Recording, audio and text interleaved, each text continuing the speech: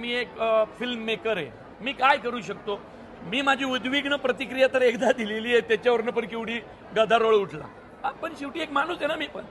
हा, आता महाराष्ट्रात ज्यांना ज्यांना पोरी आहेत, जे जे पोरींचे बाप आहेत, ज्या ज्या पोरी आहेत, त्या पोरींच्या बापांना विचारा ती बातमी पाहिल्यावर काय झालं असेल.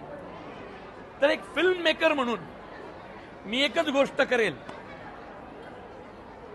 मी एखादा तरी देऊळ बंदचे जे 11 भाग वाणी साहेबांनी डिक्लेअर केले आत्ताच सांगतो, एखाद्या भागात या अशा नरा धमांना चेचायला स्वतः आता स्वामींनाच यावं लागेल, एवढंच सांगतो तुम्हाला.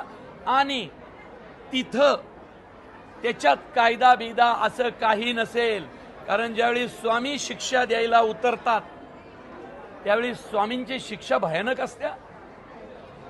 तुम्हाला काय वाटतं, स्वामींच्या मनात स्वामींनी काय पाहिलं नसेल? ते जेव्हा करायची त्याला अशी शिक्षा होईल, त्याच्या वाट्याला असा मृत्यू येईल की पुन्हा कोणी धजावणार नाही. आणि फिल्म मेकर म्हणून मी तुम्हा सगळ्यांना एकच सांगेन की मी या विषयाला जे चाललंय भयान, मी पोरींच्या आईबापांना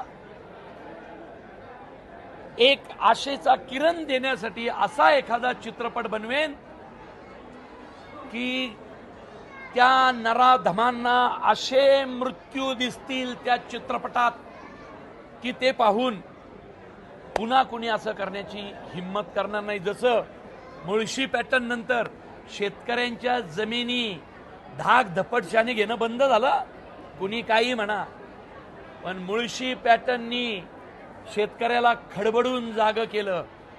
आता अशा नराधमांना धडा शिकवायची वेळ आहे.